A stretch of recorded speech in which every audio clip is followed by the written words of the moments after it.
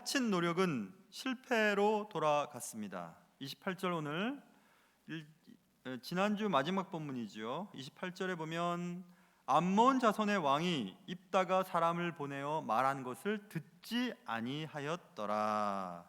이제 전쟁은 피할 수 없게 되었습니다. 결국 이 전쟁은 이스라엘의 승리로 끝나게 됩니다.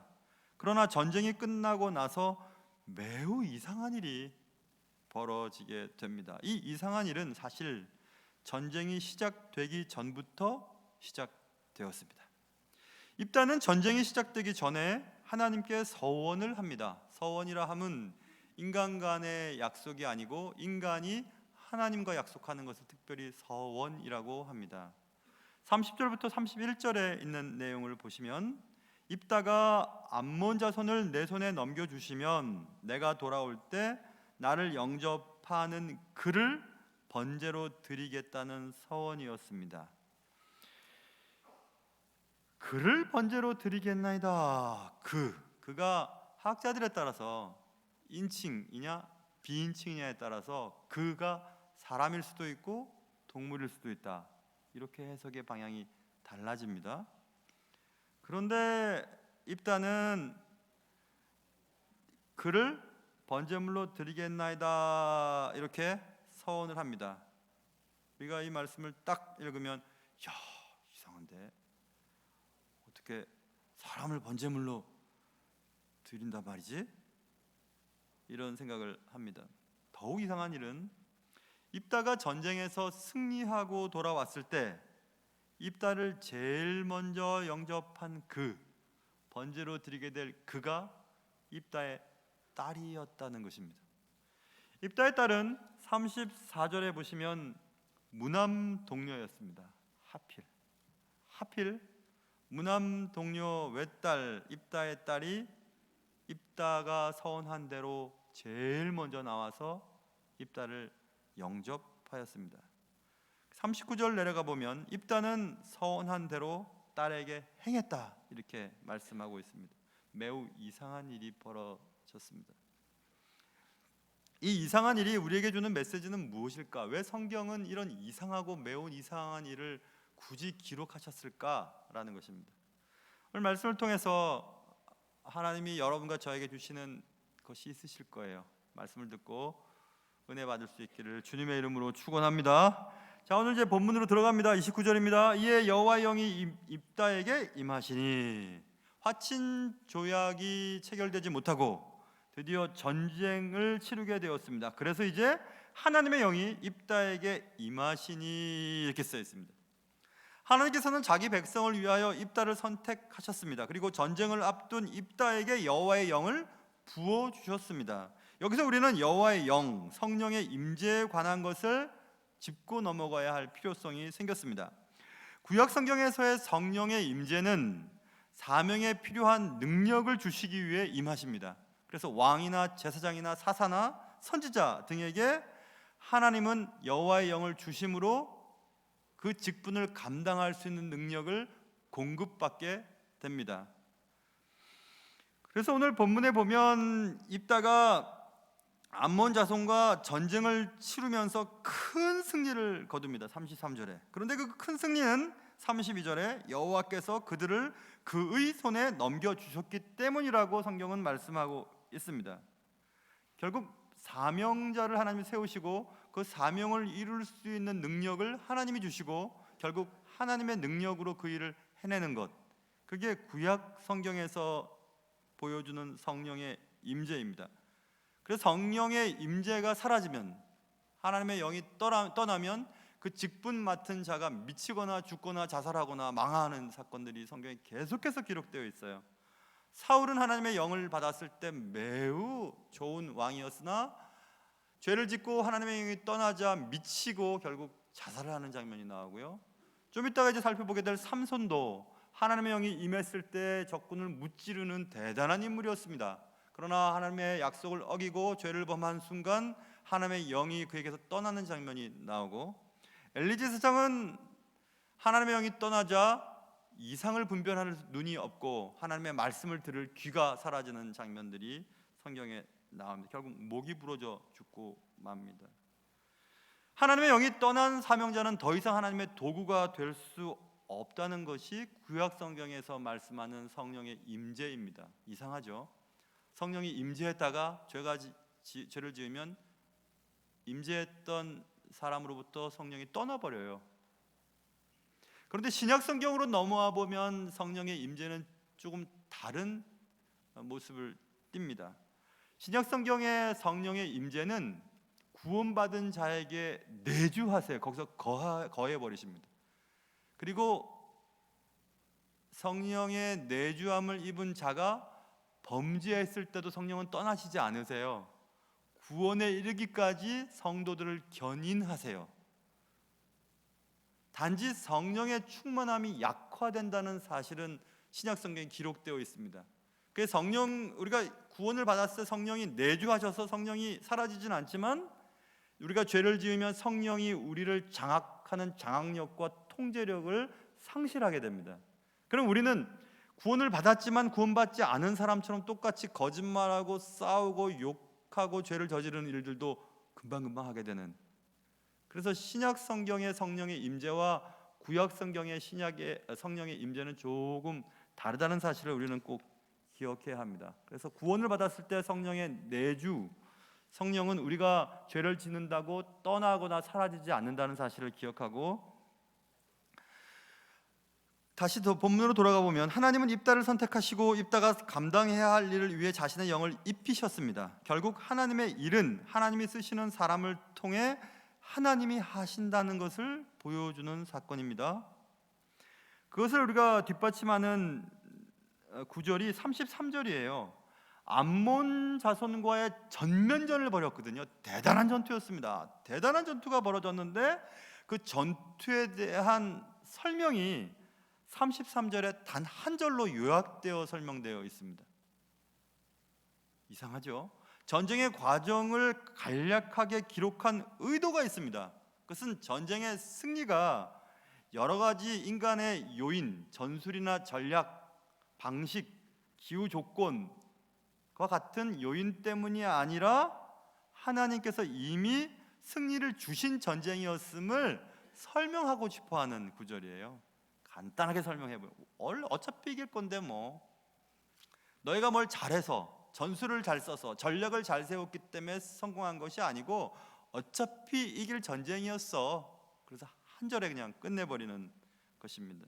승리는 이미 결정되었고 다만 입다는 그 결정된 승리를 거두는 일에 하나님의 도구로 사용되었을 뿐이라는 것을 성경은 지금 알려주고 있는 것입니다. 여러분, 하나님이 함께 하시는 가정도, 하나님이 함께 하시는 사업도, 하나님이 함께 하시는 가게도, 하나님이 함께 하시는 교회도, 하나님이 함께 하시는 개인의 인생도 마찬가지입니다. 우리가 무엇을 잘 선택하고 무엇을 잘 얻었고 승진하고 돈을 벌고 투자해서 인생이 성공하는 것이 아니고 하나님이 함께 하시는 인생은 그것부터 이미 성공한 거예요. 하나님이 허락하시는 곳을 향해서 그냥 가면 되는 겁니다. 지금 입다가 그것을 우리에게 보여주고 있습니다. 매우 크게 무찔렀다. 그런데 그것은 여호와께서 그들을 그의 손에 넘겨주셨기 때문이다. 이렇게 성경은 말씀하고 있습니다. 그런데 왜 입다는 전쟁을 앞두고 서원을 했을까? 이 문제에 이제 들어가는 겁니다. 암몬 자손을 자신의 손에 넘겨주시면 평안이 돌아올 때 누구든지 자신을 영접한 그를 번제물로 드리겠다고 하는 서원이었습니다. 우리는 보통 하나님께 간절한 마음을 아뢰을 때 보통 서원, 하나님께 약속을 하는 과정을 밟습니다. 아들이 없는 가정, 딸만 계속 있는 가정에 지금은 반대예요. 지금 딸을 더 귀하게 여기는 시대가 되었는데요. 계속 딸만 있다가 하나님 아들 주세요. 아들 주면 하나님께 바치겠습니다. 이런 기도 옛날에 참 많이 했거든요. 제가 아는 분도 그런 분이에요. 할머님이 기도했는데 딸만 7 가정에 아들 낳았는데 아들 주시면 하나님께 바치겠다는 말을 서원을 했는데 그 서원 지키느라고 안 지키려고 막 도망다니다가 결국 신학교에 그의 표현대로라면 끌려와서 목사된 친구가 있어요. 근데 지금 목사 안 해요. 지금 안 해요. 그의 답답함은 그것이었습니다. 나의 의지나 나의 생각은 상관없이 할머님이 나를 하나님 앞에 갖다 바치고 하나님의 목회자로 서원한 것, 그거 나와 무슨 상관 있나? 그래도 또 안 지키면 괴로운 거예요. 벌 받을 것 같은 거예요. 여러분 어떠세요? 땅이 팔리면 그 중에 일정 부분을 헌금하겠습니다 하고 하나님 앞에 서원합니다. 근데 막상 팔리면 생각이 달라지는 경우들도 있습니다. 이번 인사에서 승진을 하게 되면, 이번 시험에서 합격하게 되면 제가 이렇게 하겠습니다 라고 서원합니다. 그러나 굳이 서원하지 않아도 될 일들이 너무 많습니다. 그리고 우리는 굳이 서원을 합니다. 예를 들면 이런 거겠죠. 먹을 것 주시면 예배하겠습니다. 입을 것 주시면 기도하겠습니다. 기도와 예배가 먹을 것과 입을 것이 충족될 때 하는 것 아니잖아요. 주님께서 말씀하셨잖아요. 먹을 것, 입을 것, 마실 것 다 내가 안다. 말 안 해도 다 준다. 그런데 우리는 그것을 위해서 기도합니다. 그거 채워주면 이렇게 하겠다고 얘기합니다. 입다가 꼭 서운할 필요가 있었을까요? 9절과 24절과 27절에 이 전쟁은 하나님이 함께 하시는 전쟁이었어요. 아니, 하나님이 함께 하신다면 전쟁의 승리는 당연한 거죠. 그런데 그럼에도 불구하고 입다에게는 분명한 확신이 없었던 것 같습니다. 그런 경우들 여러분 있으시잖아요. 저는 여러 번 있었습니다. 말씀을 준비하면서 딱 생각나는 것이 있었습니다. 91년도 10월 달에 제가 이제 드디어 신학교 가야 되겠다라는 생각을 하게 됐습니다. 그때는 제가 은행원이었습니다. 고1 때 하나님 앞에 서원했습니다. 하나님이 나를 부르시면 언제든지 주의 일을 하겠습니다. 근데 그 언제가 언제인지를 몰랐습니다. 그런데 아이 기르고 또 직장생활을 할 때 그때가 그때인 줄 알았습니다. 이제 하나님 부르시는구나. 그래, 이제 신학교 가야지. 근데 알아보니까 신학교를 그냥 들여보내주는 게 아니고 시험을 봐야 된다는 것이었습니다. 총신신학대학원이었죠. 걱정이 되는 거예요. 회사를 그만두고 시험을 봤는데 되면 다행이지만 안 되면 어떡하지? 그래서 제 머릿속에 꾀가 나기 시작했습니다. 몇 달 전에 매년 정기검진을 은행원들을 봤는데 그때 저는 기획 2팀에서 무척 바쁘게 일을 할 때였습니다. 너무 많이 피곤했는지 간장주의이호라고 하는 판결이 나왔어요. 판명이 나왔습니다. 좀 쉬어야 된다는 거였습니다. 그것을 가지고 인사계에 제출을 하면서 병가 휴직을 몇 달 신청을 했습니다. 잘했잖아요. 신학교 떨어지면 다시 다니면 되는 거고, 은행원 또 붙으면 이제 퇴직하면 되는 거고. 그렇게 오전에 병가 휴직원을 내놓고 밥이 안 먹히는 겁니다. 하나님이 나를 부르신다는 것을 그렇게 확신을 못하는가, 그렇게 믿음이 없는가. 아브라함이 바랄 수 없는 가운데 약속의 땅을 향해 떠나는 장면들이 자꾸 보이기 시작합니다. 그리고 은행 신우회에 어떤 장로님과 상담을 하고, 그리고 저도 기도하면서 안 되겠다, 점심시간이 끝난 뒤에 인사계에 다시 찾아갔습니다. 휴직이 아니고 퇴직하겠습니다. 그런 믿음을 가지고 퇴직계를 냈습니다. 그래서 하나님이 그 믿음을 보시고 그해 총신신학대학원 시험에 너끈히 합격할 줄 알았는데 떨어졌어요. 그래서 그 다음 해 또 시험을 볼 때 또 떨어지면 어떡하지 싶어서 저는 총신신학대학원이 아니고 몇 군데 신학교에 원서를 내려고 했습니다. 그리고 어떤 신학교에는 또 원서를 내고 시험도 봤습니다. 보험을 들었던 거죠. 그 신학교의 교수님들이 면접을 할 때 당신은 합동 측 신앙 히스토리가 있는데 왜 우리 신학교에 오려고 하는가? 저는 이 신학교가 좋다고 얘기했습니다. 왜냐하면 떨어지면 안 되니까. 정신에 떨어지면 여기라도 가야 되니까. 정말 그러냐고. 그렇다고 그랬는데 여러분 예측대로 총신도 되고 거기도 됐어요. 그 신학교 교수님한테 내가 너무 미안해가지고 개인적으로 편지도 썼습니다. 그렇게 제가 믿음이 없었습니다. 그게 보험이죠. 보험. 좋은 의미로 보험이죠. 차선책. 우리는 항상 베스트, 더 베스트를 찾죠. 그러나 세컨 베스트도 준비를 합니다. 플랜 A가 좌절되면 플랜 B, C, D를 찾아야 되잖아요. 그래야지 되는 것 아닙니까? 맞아요. 우리가 미리 대비하고 준비하는 것은 필요합니다. 그러나 하나님이 나를 통해서 하시고자 할 때는 차선책이 필요 없다는 사실을 여러분 꼭 기억하세요. 하나님과는 거래할 필요 없습니다. 하나님이 이 일을 나를 통해서 하기를 원하신다면 그냥 하면 되는 거예요. 안 되면 어떻게 하게요? 안 되는 것도 하나님이 하시는 일입니다. 저는 그때 그 사건을 통해서 제가 깨달은 것이 있습니다. 최고의 하나님은 언제나 최선의 것을 우리에게 주시니까 우리가 계획하는 대로 일들이 진행되지 않아도 그것은 하나님이 내 인생을 향한 최선의 길이라는 사실을 제가 기억하게 되었습니다. 그래서 이렇게 돼도 저렇게 돼도 항상 감사할 수 있게 되었습니다. 저를 잘 아는 사람은 당신은 너무 긍정적이라고 얘기하는데 그럴 수밖에 없어요. 왜냐하면 하나님은 모든 것을 합력하여 선을 이루시는 분이시기 때문에 그런 것입니다. 그런데 왜 최고의 하나님이 최선의 것을 계획하시고 이루신다는 것을 알고 있었던 입다는 지금 하나님의 영이 임해 있는 상태이지 않습니까? 하나님의 영이 입다에게 임했잖아요. 임했는데도 여전히 전적으로 하나님을 신뢰하지 아니하고 차선책을 세웠습니다. 그리고 그는 서원했습니다. 그의 서원을 한번 잠시 살펴보세요.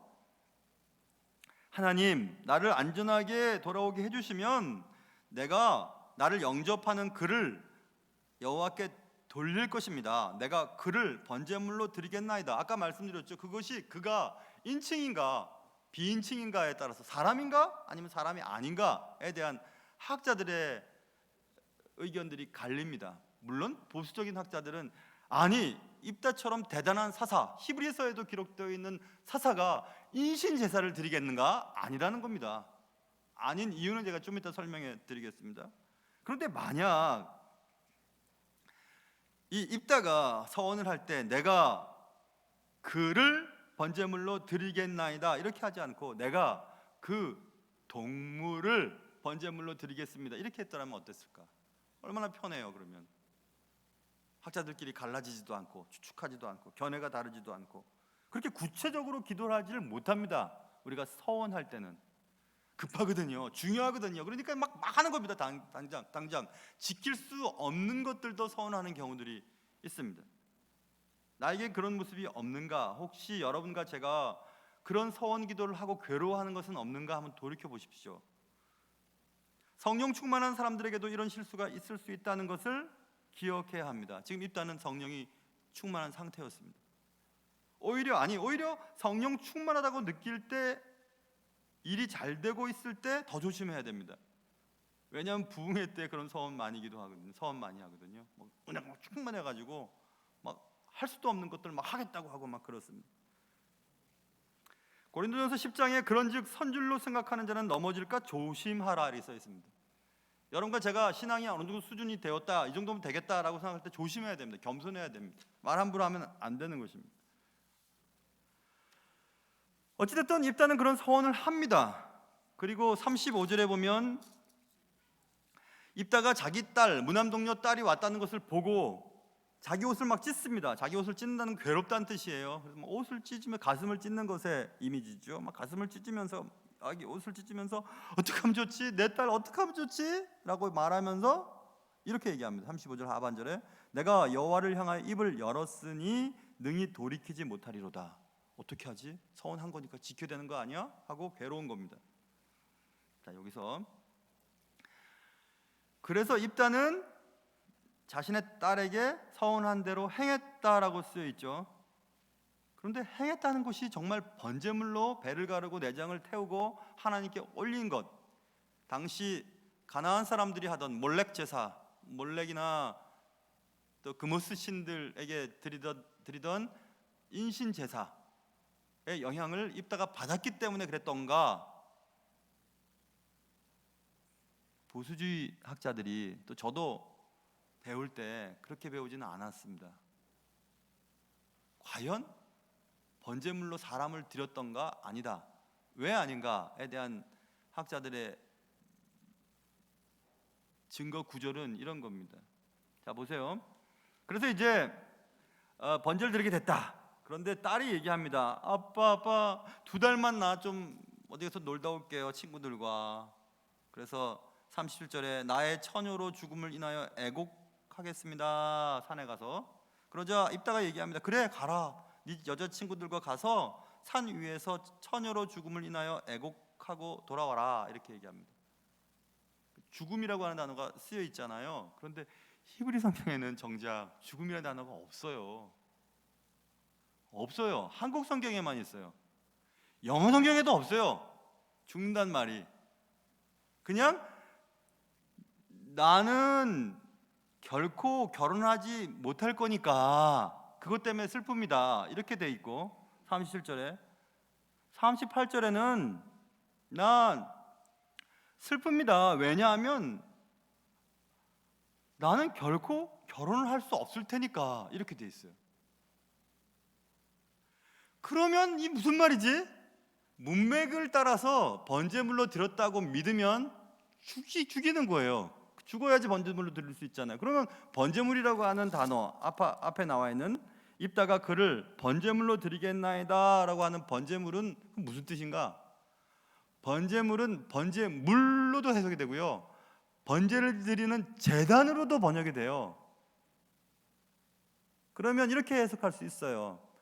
입다가 하나밖에 없는 딸을 평생 하나님께 수종드는 자로 인생을 드린다는 얘기구나, 이렇게 해석이 됩니다. 그렇게 또 배웠어요, 보수적인 학자들을 통해서. 저희 때만 해도. 그것을 또 증거하는 구절은 40절에 보면 그래서 39절에서 자기가 서원한 대로 딸에 행했어요. 그게 번제물을 드린 건지 아니면은 평생 결혼하지 않은 자로 하나님의 일에 수종드는 자로 드렸다는 얘기인지를 모르는 채 그 다음 본문을 보세요. 40절 보면 이스라엘 딸들이 해마다 가서, 어디를 갔다는 얘기겠죠? 어디를 갔어요, 그렇죠? 어디 갔는지 가서 길르앗 사람 입다의 딸을 위하여 나흘씩 애곡하더라 돼 있잖아요. 이 애곡이라고 하는 단어가 37절과 38절에 애곡과 다른 단어가 쓰였거든요.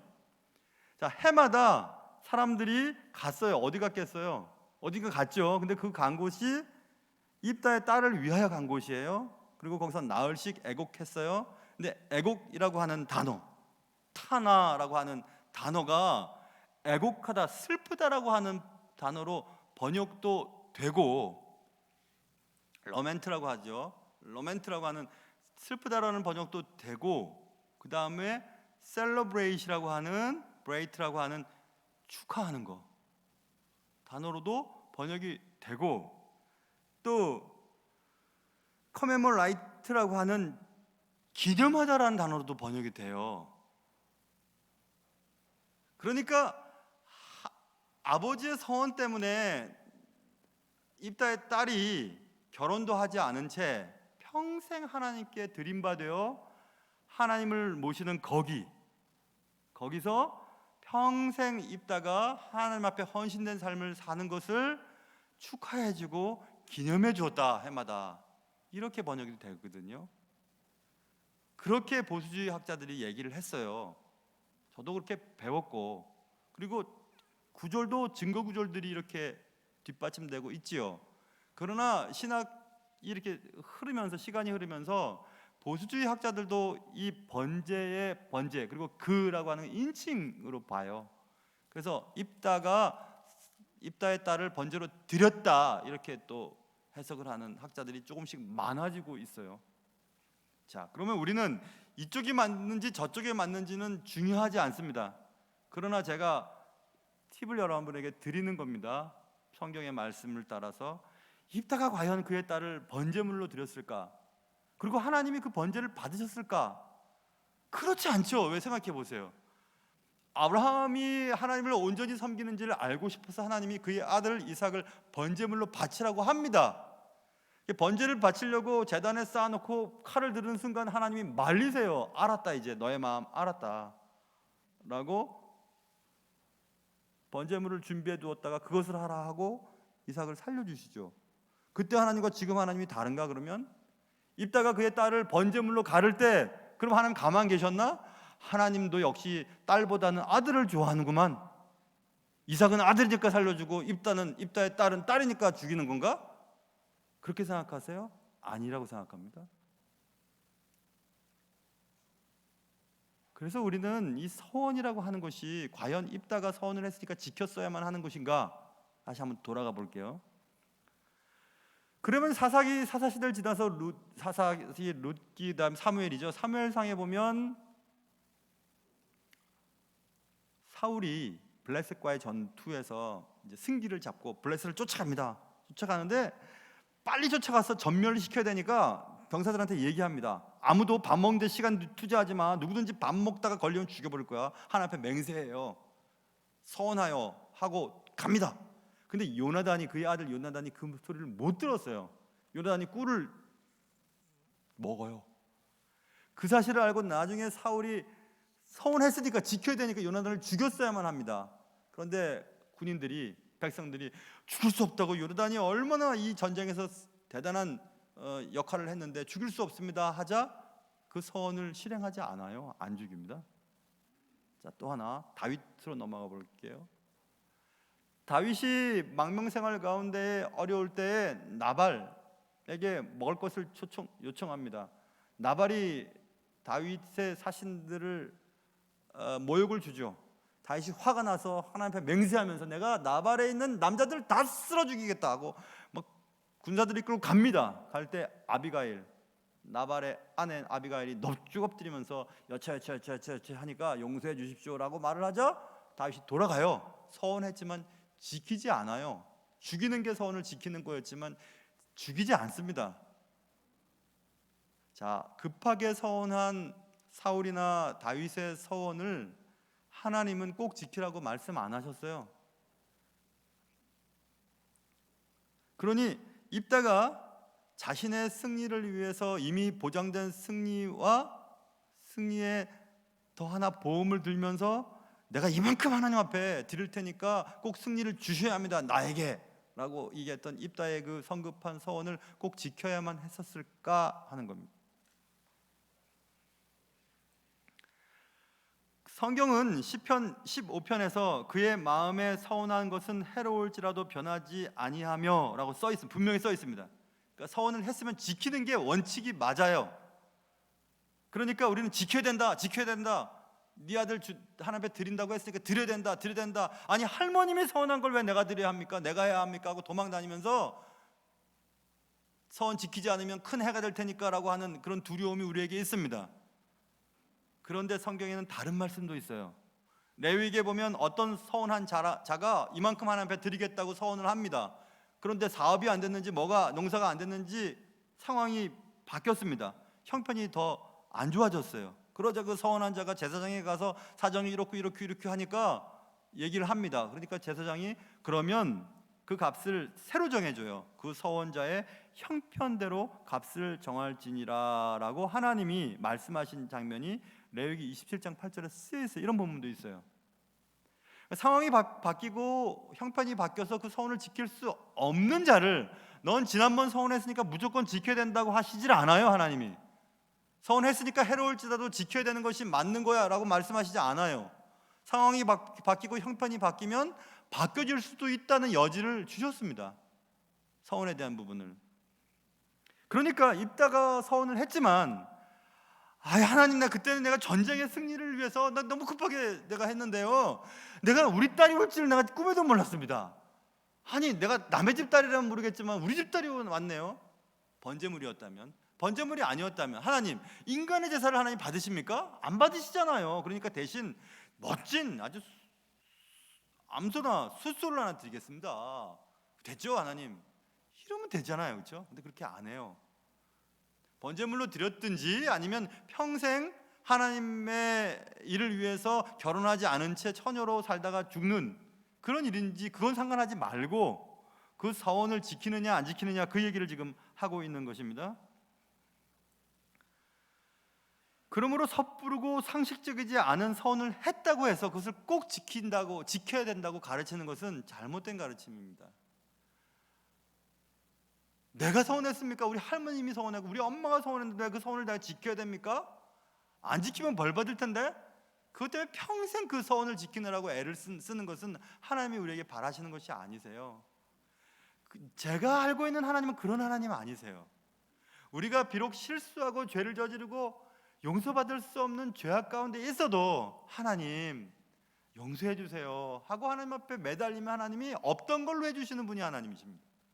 그러니까 서원이라고 하는 것에 우리가 매여서 평생 괴로워하면서 살 필요가 여러분 없습니다.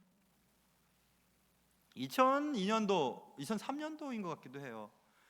제가 섬기던 교회, 제가 그때 부목사로 섬기었는데 그 교회 부흥회가 있었습니다. 부흥회 때 은혜가 많았습니다. 부흥회 때 원래 또 막 이런 분들 오시잖아요. 그러면 막 그냥 뭐 은혜 받아가지고 막 야단 났잖아요. 그래가지고 어떤 분이 헌금을 좀 많이 했어요. 그 당시 때 800만 원 하신 어떤, 나중에 알게 됐어요. 몰랐다가 제가 섬기는 교구에 어떤 분이 들어 누웠다는 소식을 듣고 왜 들어 누웠나 찾아갔는데 아이고 막 들어 누웠어요. 왜 그러시냐고, 집사님 왜 그러냐고, 부흥회 때 은혜 받으시더니 왜 이리 들어 누웠냐고. 아이고 얘기해 보시라고. 목사님 나 헌금 그때 800만 원 했는데 반만이라도 돌려받을 수 없어요. 무슨 소리냐고. 그거 가게 옮길 돈이었는데 남편이랑 허락도 안 하고 그냥 그때 너무 그냥 은혜 받아갖고 그냥 800만 원 헌금해 버렸는데 남편 알면 나 죽어요. 막 그래. 죽을 짓 했네요. 내가 속으로 생각했지만 말은 안 했어요. 어떻게 하면 좋지? 담임 목사님께 찾아갔습니다. 담임 목사님 우리 교구에 이런 집사님 800만 원 했는데 반이라도 달라 그러는데 어떻게 할까요? 큰일 날 것 같아. 남편 믿지도 않는데. 역시 담임 목사님은 담임 목사님인 것 같아요. 가만히 들으시더니 강 목사, 집사한테 이렇게 얘기하라. 하나님께 드린 거는 드린 거다. 다시 돌려줄 수는 없다. 그런데 하나님께 드린 만큼 하나님이 다른 방법으로 주시도록 우리가 기도는 하자. 그랬어요. 그래서 이제 우리 구역 식구들이랑 교구에서 막 기도했죠. 하나님 800만 원 하나님 주셨어요. 어떻게 주셨는지 여러분 궁금하죠? 이따 저녁 예배 때 말씀드릴게요. 글쎄,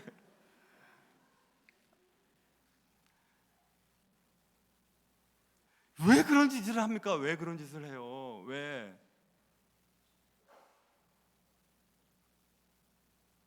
전도서 5장 5절에 분명히 쓰여 있습니다. 서원하고 갚지 아니하는 것보다 서원하지 아니하는 것이 더 낫다 이렇게 써 있습니다. 서원했는데 안 갚은 것보다 서원하지 말아라, 못할 것 같으면, 이렇게 말씀하고 있거든요. 보통 하나님과 가깝다고 느끼는 사람들이 서원을 많이 해요. 하나님 기쁘시게 한다고. 차라리 이러면 어떨까요? 하나님 내가 떨어져도 안 떨어져도, 이 시험 돼도 안 돼도, 승진 돼도 안 돼도, 땅이 팔려도 안 팔려도 나 하나님께 이만큼 드릴게요. 먼저 하면 어떨까요? 먼저.